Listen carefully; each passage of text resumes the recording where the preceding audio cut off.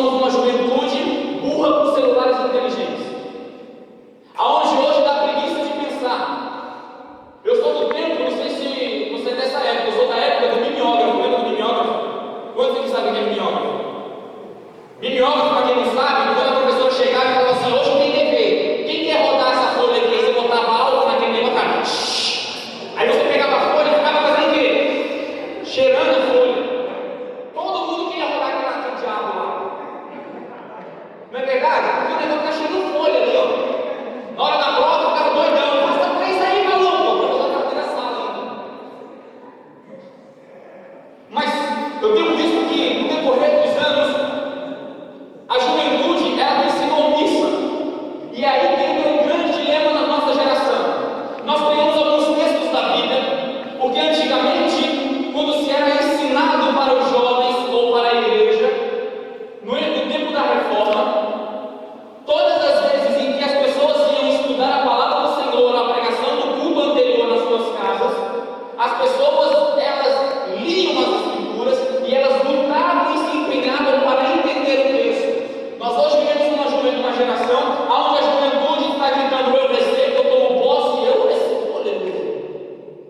Se eu pagar uma glória, eu recebo. Hoje eu entendo quando Jesus fala: o que é mais fácil dizer? Os teus pecados estão perdoados ou levanta e anda?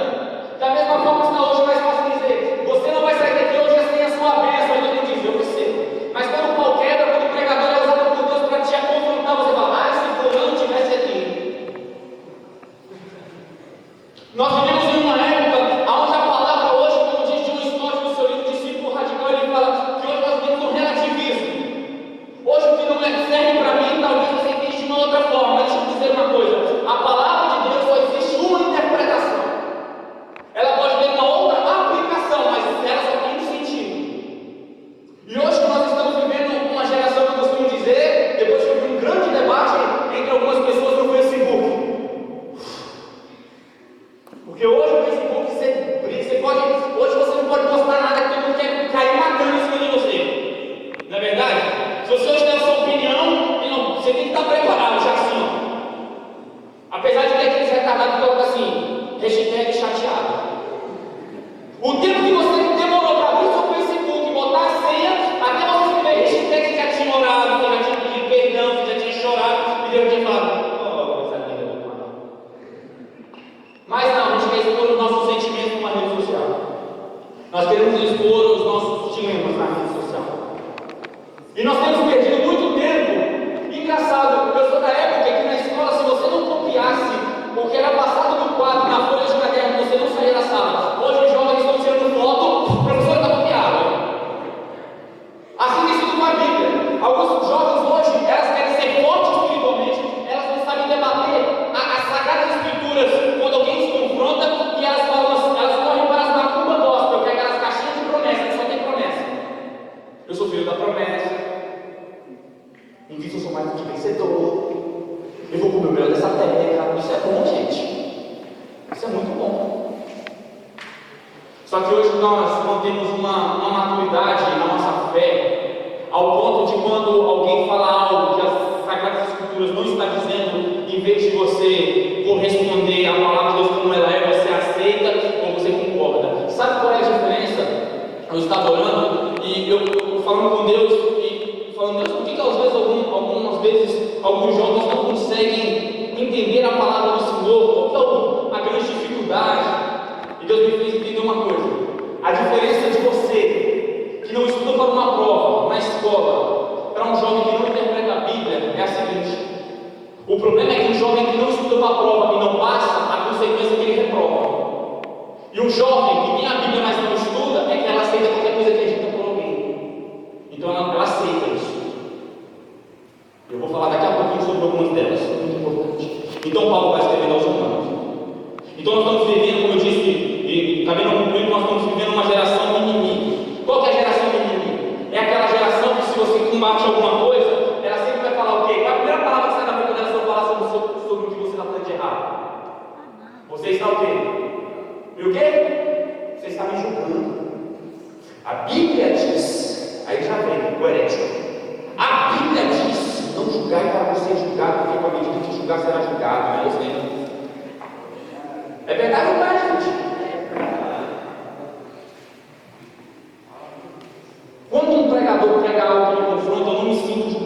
sendo alertado pelo Deus que ama e quer o melhor. Significa que Deus está vendo onde eu estou errando e Ele quer me corrigir. Ai, não toque no ungido do Senhor. Não toque no ungido. Ele vai se ver com Deus.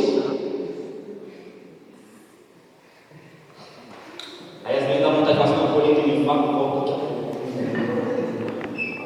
Porque a preguiça de estudar, a primeira coisa que nós temos que entender do conceito não julgueis para ser julgado, em Mateus, Jesus está falando de um julgamento hipócrita.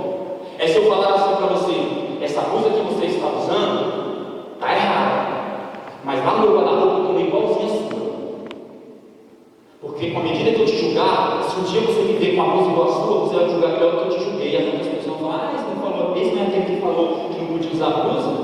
Está entendendo? É igual o pastor que fala, é pecado adulterar, mas ele tem 4, 5 mulheres. É aquele pastor que fala, vem para a escola brincar, mas ninguém vai. Isso é julgar hipocritamente. Não toqueis no ungido do Senhor. Nós nos escondemos atrás de textos. Primeiro conceito que nós temos que entender de ungido do Senhor no Velho Testamento é que quando Deus levantava uma pessoa, um profeta, um rei, era um só, para libertar o povo de quem, gente? Do povo inimigo. Quando Jesus veio no Novo Testamento, quando ele está no templo e ele abre ali o rolo sagrado, ele fala, o Espírito do Senhor está sobre mim, e ele me ungiu para pregar as boas novas, o ano aceitável do Senhor. Ou seja, eu sou o último ungido que veio para libertar o povo da escravidão, do pecado. Só que Jesus diz em Mateus capítulo 7 que pelo fruto se conhece as árvores. E hoje nós estamos debatendo, nós estamos brigando uns com os outros, não pela verdade, mas pelo que eu acho que é certo. Eu conheço um jovem de igreja de Deus que não acha que é errado pegar a menina. Não acha errado não, a menina não fala. Qual que é o problema de não falar os beijos? Não tem problema não. Uma vez eu fui pregar no congresso de jovens, de adolescentes, de uma igreja. Eu terminei de pregar, sabe aquele dia que você prega assim, você fala, rapaz, hoje eu vi até a ponta do pé de Deus, porque está muito bom. Aí no final chegou uma jovem para mim e falou assim, Jair, acabou a pregação e eu ninguém vai beijar na minha boca. Eu falei, sério? Aí ela, o que eu faço? Beleza, você quer? Acabou de ouvir a pregação. Aí eu falei, eu vou te ensinar uma regra que você vai fazer. Esse aqui é um negócio que você vai fazer. Quando ele for chegar perto da sua boca, você bota o pé para trás. Quando ele for chegando perto, você dá um receba nele. Receba. Porque hoje nós estamos brigando por preferências. Já delícia é pecado? E isso é pecado? E fazer isso é pecado? Sabe qual é o problema do jovem que muitas vezes pergunta se isso ou aquilo é pecado? É porque ele tem uma dificuldade muito grande em dobrar o joelho, ler a Bíblia e fazer o jejum e ouvir a resposta da boca do próprio Deus. Ele quer se basear através da sua resposta. Tiago, fazer isso é pecado? Não tem fazer isso é pecado? Aí ele quer um respaldo para alguém e fala assim, não pode, mas o Tiago falou que pode. Porque nós temos uma dificuldade em estudar as Sagradas Escrituras. Do capítulo 1 ao capítulo 3, Paulo nos mostra as nossas necessidades do Evangelho. Do capítulo 3 ao verso 11, ao capítulo 11, Paulo vai descrevendo sobre o plano da justificação. Alguém sabe o que é isso? Justificação, regeneração, santificação, glorificação. Eu creio que todo mundo aqui sabe, amém? Eu creio nisso. Eu prefiro acreditar que todo mundo sabe o que é isso. Porque se não souber, o Tiago se prepara. A liderança se prepara. Porque as coisas essenciais da vida de um cristão é saber o plano de salvação. Não é simplesmente levantar a mão e dizer eu sou salvo ou eu sou livre. Quando Paulo escreve em Coríntios capítulo 3, verso 1 a 17, que é onde o Espírito do Senhor está, aí a liberdade. Você acha que essa liberdade é só você pular, poder gritar, dar cravo de macaco, matar, de arraio? Significa que onde o Espírito de Deus está, você tem que ser liberto daquilo que perde a sua vida. É uma pornografia, você tem que ser liberto disso. Porque você já foi justificado, você está sendo regenerado, você está se santificando. E você procura a glorificação no dia da volta de Jesus. Esse é o plano. Então Paulo vai discorrendo isso aqui até outras horas. Paulo fala da lei, da graça, ele fala sobre a soberania de Deus, sobre o futuro de Israel. Agora eu vou começar a pregar.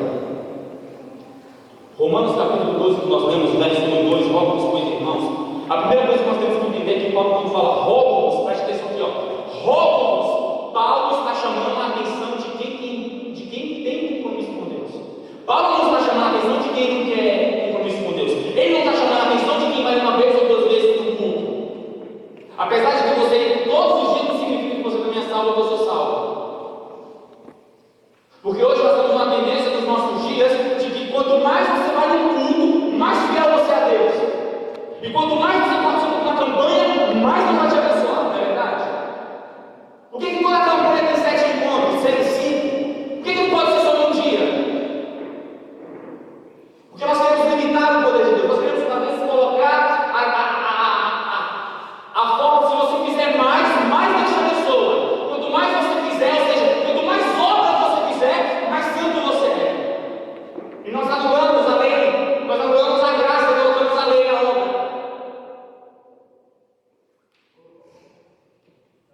Rogo-vos, Paulo está chamando a atenção de quem tem compromisso com Deus. Paulo está chamando a atenção de quem quer aprender alguma coisa. Rogo-vos a vocês, irmãos. O que tem faltado nos nossos dias hoje para batalhar pela fé e saber quem somos nós em Cristo Jesus é o nosso conhecimento diante das Sagradas Escrituras.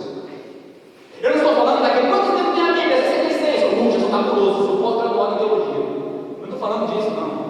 Eu estou falando de quando alguém te confronta, quando o próprio diabo te confronta, você tem como Jesus lá no deserto, você tem a palavra de Deus no seu coração. Salmo 119, verso de número 9 diz assim, ó: como purificará o jovem o seu caminho? É observando segundo a tua palavra. Salmo 119, verso 11 diz assim, ó: guardei a tua palavra no meu coração para não pecar contra ti.